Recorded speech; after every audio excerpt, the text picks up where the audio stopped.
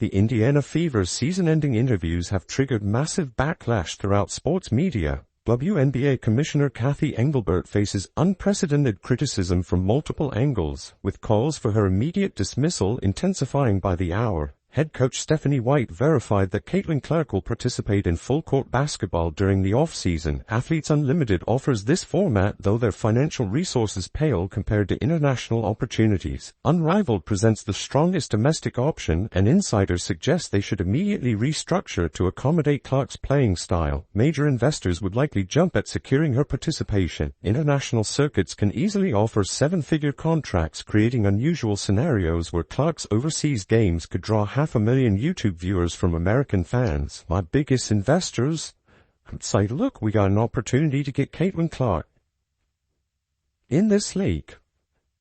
And I go 5x5. As far as anybody in the United States goes, they're the only ones that would have the money. Athletes Unlimited, yeah, it's an option, but they're not going to have the money.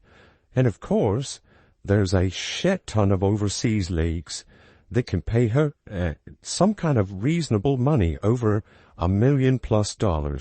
Speculation exists about Clark potentially launching her own off-season competition, given LeBron James's plans for establishing both men's and women's leagues, and considering his connection with Clark through Nike, the sportswear giant could back such ventures financially. Regarding her physical condition, Clark revealed through reporter Chloe Peterson that her ankle problems prevented proper assessment of her groin injury. The ankle incident occurred during only her second complete practice after returning. Clark described it as among her worst sprains ever. The Fever organization missed a crucial opportunity to control the narrative immediately. Some kind of reasonable money, over $1 million+. All right, to play in some league over there. I made a joke earlier. It's going to be a hell of a note when you got Caitlin Clark YouTube streams getting 500,000 viewers watching her in some miscellaneous foreign country play ball. Somebody did break something up. There's rumblings that Caitlin might be starting an off-season league. I don't know how accurate that is. I said instead of promptly announcing the severity, they allowed speculation to fester for 14 days, creating unnecessary controversy. Clark addressed league governance directly, stating the organization requires exceptional leadership across every department during this unprecedented growth period. Both she and Nafisa Collier emphasized this message. Remarkably, Clark revealed she hadn't heard Collier's account of Engelbert's alleged comments. More surprisingly, the commissioner never contacted the league's biggest attraction regarding the controversy. The commissioner's failure to communicate with women's basketball's most prominent figure has shocked observers. Said, my response to that was, we already know LeBron is starting a men's and women's league. LeBron and Caitlin are tight, and they're both Nike associated. In other words, Nike can get behind another league and help fund it. Just throwing that out there. So, right here, let's start with Chloe Peterson, Caitlin on her ankle status. Quote, I've been working really hard. Many question how Engelbert retains her position given these circumstances.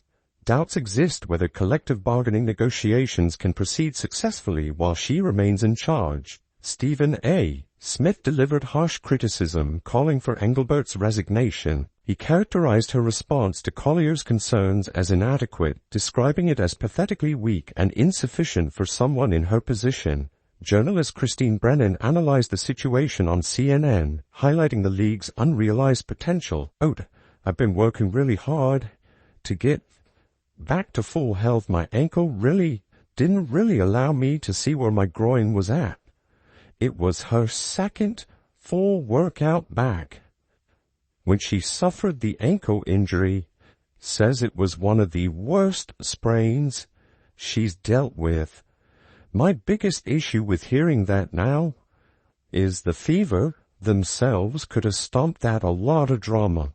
The day that happened, previous season playoff games featuring Clark drew 2.5 million viewers, peaking at 3.4 million during her final postseason appearance. Current playoff numbers hover around 1 to 1.5 million, failing to reach last year's benchmarks. Brennan estimated that had Clark competed in the decisive fifth game between Las Vegas and Indiana, viewership could have reached 4-5 million despite competing against baseball playoffs. Clark represents the league's primary economic driver, yet leadership and certain players resist acknowledging this reality. Brennan suggested various underlying tensions, including racial dynamics, prevent the league from fully capitalizing on this opportunity. ESPN's Scott Van Pelt dedicated his signature segment to dismantling Engelbert's reported comments. If the commissioner actually suggested Clark should appreciate her off-court earnings, Van Pelt called this absurd given Clark's college career demonstrated her drawing power. Clark functions like Tiger Woods in golf, elevating everyone's prospects. Van Pelt's program achieved its highest ratings following Iowa games featuring Clark. The WNBA benefited more from her arrival than she gained from joining the league. Despite Clark's injury-compromised season, the league reached a critical juncture. Franchise valuations have skyrocketed according to Sportico, with players demanding increased compensation as the collective bargaining agreement expires this month. Cathy Engelbert, the WNBA, Caitlin Clark, commented, quote, "We need great leadership at this time across all levels. This is the most important time in league's history." Fee said it all. Nafisi Collier said it all. She also did say she hadn't heard the story Nafisia shared on Cathy Engelbert said about her, hasn't heard from Engelbert since. Your commissioner did not reach out to the most popular. Collier's public statements represented more than minor criticism. With finals beginning Friday, Van Pelt noted that NBA Commissioner Adam Silver typically addresses media before the NBA Finals. Engelbert must provide substantive explanation beyond expressing disappointment through press releases. The commissioner needs to clarify how any player, particularly Collier, could develop such perceptions and apparently speak for numerous colleagues. Gilbert Arenas offered perspective on Engelbert's approach, suggesting her messaging might have succeeded before Clark and Angel Reese entered the league. The commissioner's blueprint for handling player complaints about compensation became obsolete. Superstar. In women's sports, the commissioner didn't call her about this. I'm shocked that Cathy Engelbert's got a job right now as we speak. That she has not already been removed from leadership. And I don't know how they get a CBA done. Without her be gone first. Stephen A. Smith, and we'll just go from there. 'Cause these rookies retired their parents before joining the WNBA. Their $60,000 league salaries meant nothing to individuals who earned millions during college. Reese, regardless of opinions about her, generated substantial off-court income. Engelbert confronts players who exceeded most team payrolls combined during their collegiate careers. The notion that these athletes should feel grateful becomes laughable. The league should appreciate that two college basketball phenomena brought their massive followings to the WNBA. From day one, teams acquired private aircraft because of their arrival. Arenas emphasized that this outdated commissioner mindset demands immediate action. Such disconnect from reality justifies termination. NBA ownership groups with WNBA franchises understand Clark's value proposition. Commissioner Adam Silver recognizes her worth, expressing frustration when she wasn't selected for the Olympic roster. He acknowledged this significant oversight could have substantially advanced women's basketball globally. So, that was her a couple of days ago. Now that the season is over, the heat of the battle, of course, she had a blown-out MCL. She had surgery for it, and she'd been in one of the walking, I don't want to call it a boot, a brace, knee brace. So, right here, Sophie Cunningham, quote, "There's a potential lockout. I promise you we are going to Silver understands market dynamics. Social media metrics tell the story plainly. The WNBA's official Instagram account has 3.5 million followers. Caitlin Clark individually commands 3.6 million. One player surpasses the entire league's following. Engelbert's tenure appears finished. Those defending the commissioner face legitimate questions about their judgment. There's a potential lockout. I promise you we are going to play it till they give us what we deserve." That's kind of where it's headed, unfortunately, which would be the dumbest basketball decision business-wise ever, Considering the momentum that the W has, bravo. She gets it. She absolutely gets it. If you end up in a lockout, it is disastrous. Disastrous.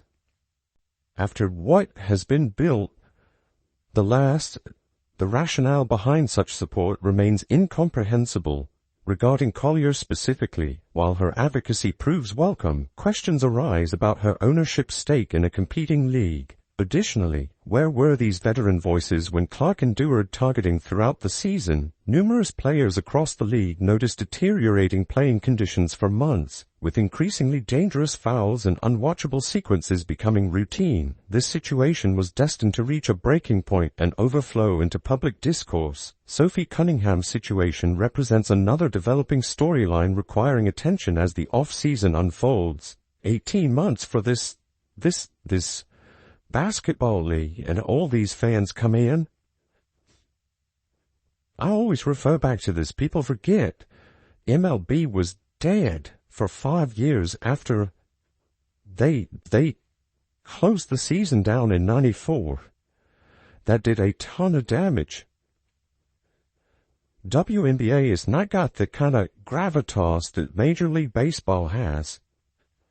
Sophie Cunningham made significant waves with her recent statements regarding WNBA Commissioner Cathy Engelbert, fellow player Nafisa Collier, Caitlin Clark, and her own professional trajectory. While much attention focused on her critique of league management, several other crucial elements deserve examination, particularly her remarks concerning a possible work stoppage and collective bargaining negotiations. The consensus among players appears straightforward. Enhanced compensation without continuing play remains their priority, regardless of differing viewpoints on various matters. Following the semi-finals defeat on the 30th, Cunningham expressed pride in the campaign despite the disappointing conclusion. She declared the squad's determination to dominate opponents in the upcoming campaign, signaling unfinished business after recovering from her MCL injury that required surgical intervention and ongoing rehabilitation with a knee support device. Addressing the contract negotiations, Cunningham issued a stark warning about the possibility of a work stoppage. She emphasized the players' collective resolve to refuse participation until receiving appropriate compensation, calling such a scenario unfortunate yet increasingly probable. She recognized this would represent catastrophic mismanagement from a commercial standpoint, particularly given the substantial traction the league has gained recently. The assessment proves accurate. Any labor dispute would be devastating. Following the remarkable growth witnessed over the previous 18 months and the influx of new supporters, a stoppage could prove fatal. Historical precedent exists with Major League Baseball's 1994 season cancellation, which left that sport struggling for half a decade afterward. The damage was immense. They can't just not look at other opportunities. She also said the following, Sophie Cunningham, on if she wants to return to the Fever. Quote, I love that. I have loved being here, and I don't think that's news to anybody. I've been in the league 7 years. I've never been a part of a team like this. All right, so she's saying she loves being with the Indiana Fever. She would like to stay, but she's going to listen to other teams. The WNBA lacks the institutional strength and cultural footprint that MLB possessed, making recovery from momentum loss extremely challenging. Regarding Cunningham's contractual status, she enters unrestricted free agency during the upcoming off-season, according to reporter Chloe Peterson. While Cunningham will consider propositions from various organizations, her preference involves continuing with her current situation. She acknowledged her intelligence extends beyond her appearance, stating she cannot ignore alternative possibilities despite her satisfaction. When questioned about returning to the Fever organization, Cunningham expressed genuine affection for her experience, noting nothing surprising about her positive feelings. Throughout her 7-year professional career, she has never encountered a comparable team environment or culture. We're gonna listen to other teams. I saw Kelsey Mitchell's comments earlier too, about she's gonna get her family involved, this and the other. People are angry with me. I think Kelsey leaves. And I've said it for months now. I guess nobody's paid attention. I've said it on videos. I've said it on X. I think Kelsey leaves. I've just had this feeling probably the last 3 months. I see this. The only thing I would caution Kelsey and Her enthusiasm for remaining with the Indiana franchise is evident, though she intends to evaluate opportunities from competing organizations. Earlier statements from teammate Kelsey Mitchell about involving relatives in her decision-making process generated controversy. Despite criticism, speculation suggests Mitchell's departure appears increasingly likely, a prediction maintained consistently for several months across multiple platforms. The intuition developed approximately 90 days prior continues strengthening. For both Cunningham and Mitchell, one consideration merits careful evaluation. Representing what has become America's franchise carries significant parallels to playing for the Dallas Cowboys. Regardless of personal team allegiances, the reality remains undeniable. Passion, Kelsey and Sophie would be, if you're playing for America's team, it's kind of like playing for the Dallas Cowboys. Right, and I'm not a Dallas Cowboys fan, but I'm not dumb either. You play for the Dallas Cowboys, it opens a hell of a lot of doors into other things, especially endorsements. All right, and if you stay with the Fever, it's like, okay, you can go to Cowboys membership creates extraordinary opportunities beyond athletics, particularly regarding sponsorship arrangements and commercial partnerships. Remaining with the Fever offers distinct advantages. The alternative involves joining organizations like the Chicago Sky, attracting approximately 400,000 viewers, versus maintaining association with the Fever, which consistently draws substantially larger audiences. Current viewership hovers around 1 million, but Caitlin Clark's return will elevate numbers back toward 1.8 to 2.5 million during nationally televised matchups.